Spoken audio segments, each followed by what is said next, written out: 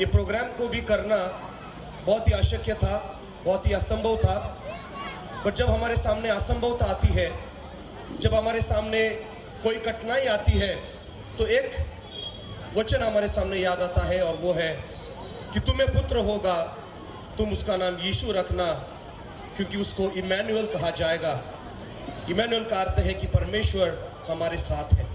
आज इस क्रिसमस के टाइम पे आप 3-4 दिन के ऊपर क्रिसमस आया है ना, और आप देखते रहेंगे कि मेरे पास तो कुछ भी नहीं है, मेरे पास है ना वो त्यौहार को मनाने के लिए ज़्यादा साधन संपत्ति नहीं है। बट मुझे आपको बताने दो कि ये हमेशा याद रखना कि परमेश्वर यीशु मसीह हमारे साथ है। यीशु मसीह का यहाँ पे आना इसलिए था क्योंकि वो स्वर्ग को छोड़कर हमारे बीच में आया है। जब हम लोग वो हॉस्पिटल में जाते हैं और जब हम लोग उस टेबल पे बैठे रहते हैं हमारा नंबर आने के लिए, है ना, हम लोग देखते हैं कि बहुत सारे लोग प्रॉब्लम में आ रहे। परसों में है ना किसी को लेके हॉस्पिटल में गया था और एक व्यक्ति को लेके आए, बहुत ही जवान लड़का था, और उसकी माँ और उसकी जो बहन थी रो रही थी, दादा 2 मिनट अपना जो गर्दन है ना नीचे मत करना। वो गर्दन नीचे कर रहा था, ऐसा लग रहा था कि जब गर्दन नीचे कर देगा तो वो बच नहीं पाएगा, है ना। सब लोग रो रहे थे, दादा गर्दन नीचे मत कर, दादा गर्दन नीचे मत कर, है ना। हम देखते हैं कि 1-2 मिनट में कुछ भी हो सकता है। बट प्रभु को धन्यवाद हो, मैं वहाँ पे ही बैठा था, मैं मन में दुआ कर रहा था कि परमेश्वर ये लड़का तो बहुत जवान दिख रहा है ना, ये इसका ये समय नहीं आया है ना। तो ऐसे समस्याओं से आप और मैं जब जाते हैं तब हमारे मन में एक ही चीज़ आनी चाहिए कि मैं यहाँ पे अकेला नहीं हूँ, मेरे साथ मेरा परमेश्वर है, इमैनुअल मेरे साथ है। जब मैं उस जॉब के इंटरव्यू के लिए जा रहा हूँ, जब मुझे लगता है कि मैं अकेला मेरे घर के लिए है ना एक आशा की उम्मीद हूँ, मैं अगर काम करूँगा तो मेरे घर वाले लोग खाना खाएंगे, है ना, तब ये बात हमारी याद में आनी चाहिए कि परमेश्वर इमैनुअल तू मेरे साथ में है। जब हमारे जीवन में हम हमारे बच्चों को देखते हैं कि उनका आगे का भविष्य क्या होगा, कैसे होगा, गलत चीज़ें आज समाज में हो रही है, अकेली एक स्त्री को या छोटी जवान लड़की को घर के बाहर निकलना आज बहुत मुश्किल हो गया है। ऐसे समय में हमें लगता है कि इनके जीवन में क्या होगा, तब ये सवाल का जवाब इस वचन के द्वारा हमारे पास आना चाहिए कि इमैनुअल परमेश्वर आज हमारे साथ है। हालेलुया। तो आज हम यहाँ पे उम्मीद लेके आए हैं, है ना। जैसे कि आज हमारे यहाँ पे साहब आए तो उन्होंने बताया कि गिफ्ट ना, क्रिसमस का जो त्यौहार है वो गिफ्ट्स को दर्शाता है, सब लोग एक दूसरे को गिफ्ट देते रहते हैं। बट मुझे बताने दो कि यीशु मसीह जब जन्मा तब 3 मांगी लोग पूर्व दिशा से आए और वो उसके लिए गिफ्ट लेके आए, तोहफे लेके आए। बट मैं आपको बताना चाहता हूँ कि यीशु मसीह जो है वो राजाओं का राजा है और प्रभुओं का प्रभु है। उस जमाने में ऐसा होता था कि अगर किसी राजा को आप कोई तोहफा देते या कोई गिफ्ट देते तो राजा भी क्या करता है, आपको रिटर्न तोहफा देता है। और जो आप राजा को देंगे वो लेवल का वो आपको नहीं देगा, क्योंकि वो राजा है, वो हमेशा जो तोहफा देता है ना, सारे प्रजा से बढ़कर वो तोहफे से कितने ज़्यादा गुना ऐसा तोहफा देता है। और वो यीशु मसीह तोहफा हमको लेके आया है और हमको मालूम है कि वो हमारे जीवन में उसका प्यार लेके आया है, वो हमारा जीवन में उसकी शांति को लेके आया है, दूसरा तोहफा। और जो तीसरा तोहफा है वो हमारे साथ क्या लेके आया है, एक आनंद लेके आया है। तो ये क्रिसमस है क्या, है ना। तो जब हम लोग देख रहे हैं क्रिसमस, तो सी स्टैंड्स फॉर क्राइस्ट। सी मतलब क्या है, क्राइस्ट। यीशु मसीह क्या है, एक मसीहा है, वो अभिषिक्त है। और जैसे फादर साहब ने बोला कि यीशु मसीह अच्छे काम करते हुए इस जगत में घुमा है। वो अच्छा काम क्यों किया, क्योंकि वो उसको अभिषेक किया गया था। आपको और मुझे भी आज वो अभिषेक देना चाहता है, जिसके द्वारा आप और मैं जगत में अच्छे काम कर सकते हैं। तो C means Christ. A child was born in Bethlehem. एक बच्चे का जन्म बेथलेहेम में हुआ था और जिसके वजह से हमारे जीवन में वो आनंद आया है। H is our heavenly father who send his son to a mortal man. H Christmas का हमें ये बताता है कि स्वर्गीय पिता है, उसने जगत से प्यार किया और उसने अपना इकलौता एक बेटा आपके लिए और मेरे लिए दिया है कि जो उस पर विश्वास रखता है ना। ऐसा नहीं बोला है कि सिर्फ मसीह लोगों के लिए यीशु आया, सिर्फ मसीह लोगों के लिए, क्रिश्चियन लोगों के लिए परमेश्वर ने प्यार किया। ऐसा बोलता है कि परमेश्वर ने सबसे प्यार किया। ये क्रिसमस जो है, हमारे साहब ने अभी बताया, नगर सेवक साहब ने, कि पूरे जगत में इसलिए मनाते हैं क्योंकि वो सबके लिए आया है, वो सबसे प्यार करता है। आज आप ये मैसेज सुन रहे हैं और आपको लगता रहेगा कि मैं जीवन में अकेला हूँ। मैं आपको बताना चाहता हूँ, मसीह आपको प्यार करता है, स्वर्गीय पिता आपसे प्यार करता है। आर मतलब CHR, रिडेम्पशन प्लान, मुक्ति की योजना। आज जगत में आप लोग बोलते हैं, कुछ लोग बोलते हैं कि अगर परमेश्वर इस जगत में है तो इतनी तकलीफ क्यों है, इतनी परेशानी क्यों है, इतना दुख क्यों है ना। तो जैसे सुबह दिन होता है और रात को हम देखते कि अंधेरा होता है, वैसे जगत में अच्छाई भी है और बुराई भी है। आपको और मुझे प्यार करने वाला परमेश्वर है, साथ ही साथ हमसे नफरत करने वाला एक शैतान है। और उसने क्या किया है, इस जगत में पाप लाकर इंसान को इंसान के साथ दुश्मन बना दिया है ना। पहले भाई ने अपने भाई को मार डाला। ये सब इस जगत में हो रहा था, इसलिए परमेश्वर ने कहा कि मैंने ऐसे लोगों को नहीं बनाया। बाइबल कहता है कि परमेश्वर ने जब इंसान को बनाया, he said it is very good।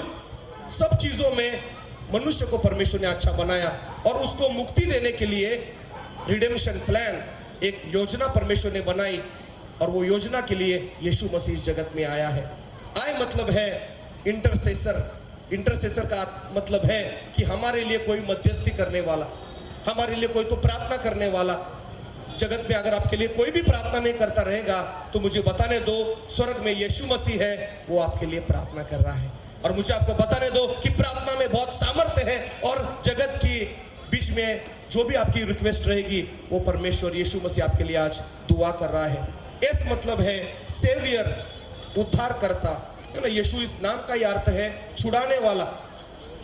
आज बहुत सारे जीवन में लोगों के घर में आज शांति नहीं है, तकलीफ है, परेशानी, इसीलिए क्योंकि गलत गलत आदतें लोगों को लग गई है ना। गलत गलत आदत, शराब और ये बुरे बुरे चीजों के वजह से आज घर में शांति नहीं है। और मुझे आपको बताने दो, यीशु इस नाम का अर्थ है छुड़ाने वाला। अगर आज आप यहाँ पे बैठे हैं, आप बोल सकते हैं यीशु कि तेरा नाम है छुड़ाने वाला। इस पीड़ा से मुझे तू छुड़ा, इस बीमारी से तू मुझे छुड़ा, इस नफरत से मुझे तू छुड़ा, इस आदत से मुझे छुड़ा, और वो आपको छुड़ा सकता है। T stands for truth। T मतलब सत्य। यीशु इस जगत में थे तब उन्होंने कहा, मैं मार्ग हूँ, मैं सत्य हूँ और मैं जीवन हूँ। आज इस जगत में हम देखते हैं बहुत सारा अन्याय है। आपके भी जीवन में शायद कोई तो अन्याय हुआ है, पर मुझे आपको बताने दो कि जब उस नाम को आप पुकारते हैं, वो कहता है कि मैं सत्य हूँ और सत्य हमेशा जीतता है। इसलिए हमारे भारत देश में लिखा है सत्यमेव जयते।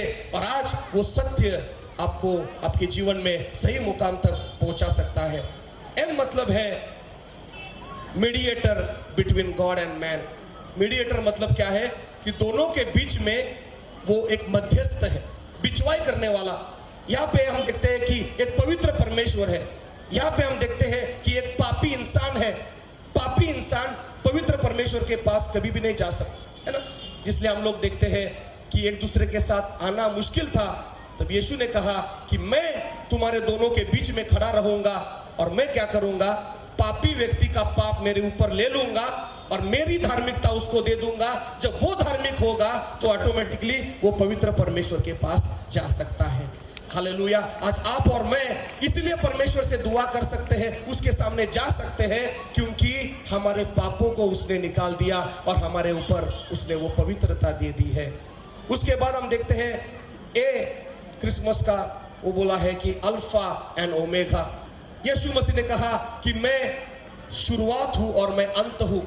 आज आप टेंशन ले रहे हैं कि मेरा आगे का कैसा होगा, क्या होगा, मुझे आपको बताने दो कि वो आपके जीवन का शुरुआत करने वाला भी है, वो आपके जीवन का अंत करने वाला है। ए ऑल्सो मीन्स अटोनमेंट, प्रायश्चित। परमेश्वर ने आपके लिए क्या किया है, एक अपनी कृपा दिखाई है, एक दया दिखाई है। और जो एस है वो बोलता है सैक्रिफाइस, गॉड्स ग्रेटेस्ट सैक्रिफाइस। परमेश्वर आपसे और मुझसे इतना प्यार करता है कि उसने यीशु मसीह को भेजा है ना, और उसने एक अपना बलिदान दे दिया है। और आप लोग को लगता है कि क्या यीशु मसीह क्यों उस क्रूस पे मरे, क्योंकि मुझे आपको बताने दो कि बलिदान के बगैर हम परमेश्वर को खुश नहीं कर सकते थे। वो बलिदान उसने क्या किया है, आपके लिए और मेरे लिए दिया है। परमेश्वर के लोगों, एक बाइबल में और एक वचन लिखा है ना, वो मैं आपके लिए पढ़ना चाहता हूँ। मत्ती का 13 अध्याय, मैथ्यू चैप्टर 13 एंड वर्स 44। यहाँ पे लिखा है, स्वर्ग का राज्य खेत में छुपे हुए धन के समान है, जिसे किसी मनुष्य ने पाकर छिपा दिया और आनंद के मारे जाकर उसने अपना सब कुछ बेचकर उस खेत को उसने मोल लिया है। तो मुझे आपको बताने दो कि एक वहां पे एक इंसान था, ये बाइबल में बोला है कि वो अचानक एक खेत में जा रहा था। वो खेत उसका नहीं था, एक जमाने में उसका वो खेत था, बट कुछ कारण के वजह से वो खेत अभी उसका नहीं था। और वो चलते चलते अचानक उसका पैर किसी के ऊपर लड़ जाता है, और लड़ने के बाद वो देखता है कि यहाँ पे कुछ तो है ना। उसको लगता है कि यहाँ पे एक मटका है, कुछ तो है। उसको मालूम नहीं कि इसके अंदर क्या है। अभी वो खेत उसका नहीं है, इसलिए वो अंदर देख नहीं सकता कि वो क्या है। तो अभी उसको अगर उस खजाने को हासिल करना है तो क्या करना पड़ेगा कि उसको उस खेत को खरीदना पड़ेगा। तो वो जब जाकर पूछता है कि ये खजाना मुझे चाहिए, मुझे मालूम नहीं अंदर क्या है। मिट्टी का बर्तन कुछ दिख रहा है, अंदर पत्थर भी हो सकते हैं या अंदर कोई खजाना भी हो सकता है, मुझे मालूम नहीं है कि अंदर क्या है, बट मुझे ये चाहिए। तो वो तय करता है, पूछता है कि इस खेती की कीमत क्या है, और उसको पता चलता है कि वो जो खेत है उसकी कीमत कई गुना है, बहुत ही ज्यादा कीमत है। और जो अपने वो जेब में देखता है तो उसके पास तो पैसा नहीं है, पर वो अपने घर पे जाता है, शायद से है ना, उसकी बीबी आती है और बोलती है कि क्या हो गया है आपको। तो बोलते नहीं, मुझे खेत खरीदना है। वो बाइबल में दूसरे वचन में लिखा है, वो खेत ऐसा था कि वहां पे कुछ भी अच्छा नहीं होता था, वहां पे कीड़े रहते थे, वहां पे जमीन बहुत ही बंजर थी, वहां पे बहुत ही बड़े बड़े कांटे थे। तो वाइफ उसकी बोलती है, अगर आपको जमीन लेनी है तो कोई अच्छी जमीन लेते जहां पे हम लोग बिल्डिंग बना सके, कोई पैसा कमा सके, पर आप ऐसी बंजर जमीन, खराब जमीन, गंदी जमीन क्यों ले रहे हैं। वो बोलता है कि मुझे मालूम नहीं, पर मुझे मालूम है कि उस गंदी जमीन में एक खजाना छुपा है। हमारे पास कितने पैसे हैं? वाइफ बोलती है कि हम लोग अगर हमारा घर बेचेंगे, मैं मेरी ज्वेलरी बेचूंगी, सब कुछ बेच डालेंगे, हमारा 2-3 प्लॉट बेच डालेंगे, तो हम क्या कर सकते हैं, इस जमीन को खरीद सकते हैं, क्योंकि जमीन की कीमत बहुत ही महंगी है। पति बोलता है ठीक है, मेरा दिल इस जमीन पे आ गया है, मैं कुछ भी करूंगा पर ये मैं जमीन खरीदूंगा। और दोनों सब कुछ बेचते हैं, रास्ते पे आ जाते हैं, पर वो जाकर क्या करता है, वो जमीन को खरीद लेता है। अभी वो लीगली उस जमीन का मालिक बन जाता है। और सबसे पहले वो क्या करता है, वो जाता है और जो उसका पैर उस मटके को लगा था उसको खोदना चालू करता है। और जब वो खोदता है तो उसके अंदर देखते हैं तो क्या है, बहुत बड़ा खजाना वहां पे छुपा था। हालेलुया। तो ये मैं क्या बताना चाहता हूँ, ये स्टोरी, ये बाइबल में यीशु मसीह के बारे में। ये खेत मतलब क्या है मालूम है? ये खेत यानी कि ये जग है, ये दुनिया है। पर ये दुनिया के अंदर हम देखते हैं कि पाप के वजह से और शाप के वजह से और शैतान के वजह से अच्छी चीजें नहीं आ रही थी। पर इस पृथ्वी में आपके जैसे और मेरे जैसे खजाना इस पृथ्वी पे था, और उस पृथ्वी के ऊपर आपके जैसे और मेरे जैसे खजाना जो था वो अभी क्या था, शैतान के हाथ में था। यीशु मसीह इस जगत का मालिक था, वो आके डायरेक्ट खजाना ले सकता था, बट कुछ रूल्स है, कुछ नियम थे। तो उसने बोला कि ये मेरा ही खुद का है, एक जमाने में सब कुछ मेरा था, बट अभी मैं क्या करूंगा, उसको कीमत देकर खरीदूंगा। और जब मैं कीमत देकर इस पूरे खेती को खरीदूंगा तो मुझे उसको पूछने वाला कोई भी नहीं रहेगा। और मुझे आपको बताने दो, यीशु मसीह 2000 साल पहले इसलिए आया है क्योंकि उसको इस जगत में इंटरेस्ट नहीं है, इस पृथ्वी पे इंटरेस्ट नहीं है, पर उसको इंटरेस्ट किस पे है, उस खजाने पे है। और बाइबल के अनुसार वो खजाना आप और मैं है। और उसने सब कुछ बेच डाला, अपने खुद के लहू से उसने आपको और मुझे खरीदा है। आपको और मुझे उसने आपके अपने बेटा और बेटियां बनाया है। आज वो यीशु मसीह परमेश्वर के लोगों आज आपसे बहुत ही प्यार करता है। और ये क्रिसमस यही है कि यीशु मसीह जगत में आए, अपने लहू के द्वारा कीमत चुकाकर उन्होंने आपको और मुझे खरीदा। और उसके लिए जगत से ज़्यादा बड़ा खजाना कौन है? आप और मैं है। ये जो लोग, बाइबल कहता है you and me are fearfully and wonderfully made by God. परमेश्वर सबसे ज़्यादा खजाना ये आप और मैं है। इसलिए वो बोलता है कि मैं स्वर्ग छोड़कर, है ना, आज के ज़माने में अपना बड़ा बंगला और अपना महल कौन छोड़ के ऐसे झुग्गी झोपड़ी में आ सकता है? नहीं। पर उसने बोला कि ये लोग मेरा, ये जो जगत से ज़्यादा, ये स्वर्ग से ज़्यादा जो मेरा खजाना है ना, ये मेरे लोग हैं। मैं इनसे बहुत प्यार करता हूँ और मैं क्या करूँगा, इस पृथ्वी पे आऊँगा और ऐसा कुछ करूँगा, एक दिन मैं इनको भी मेरे साथ में लेके जाऊँगा। आज वही यीशु मसीह हमारे जीवन में करना चाहता है। और यही क्रिसमस है कि परमेश्वर जगत में आपके और मेरे लिए आए हैं। आइए हमारी आंखों को बंद करेंगे और हम प्रार्थना करेंगे। मैं मेरी वाइफ को रिक्वेस्ट करता हूँ आके, उससे मेरा गला बैठ गया, आके प्रेयर करेंगे एक सबके लिए। और अगर आज आप पहली बार ये मैसेज को सुन रहे हैं, उसको बोला है गुड न्यूज़, एक अच्छी खबर है। और आज आपको यही बोलना है कि यीशु मसीह, मैं मेरे जीवन में तेरा स्वागत करता हूँ। मुझे आकर तू आशीष दे, मुझे आकर तू उद्धार कर, मुझे छुड़ा, या बोलना है। आइए हमारे दूसरा माइक मिल सकता है क्या? परमेश्वर, हम आपको आज धन्यवाद करते हैं कि आज हमने एक सुंदर सा परमेश्वर क्रिसमस का संदेश सुना है कि आप हमारे लिए इस जगत में आए। आपने हर एक चीज़ छोड़ दी, हर एक चीज़ त्याग दी ताकि आप हमारे जीवन को बदल सके। परमेश्वर, हम धन्यवाद करते हैं कि आप इमैनुअल परमेश्वर हैं, आप हमारे साथ रहने वाले परमेश्वर हैं। धन्यवाद करते हैं परमेश्वर कि आप हमारे जीवन की स्थिति को बदलना चाहते हैं, हमारे निराशा में हमें आशा देना चाहते हैं, हमारे परमेश्वर दुखों से हमें बाहर निकाल कर हमें पुनर्स्थापित करना चाहते हैं। परमेश्वर, आपका वचन कहता है कि क्रिसमस तो ये कहता है कि परमेश्वर के साथ कुछ भी असंभव नहीं है।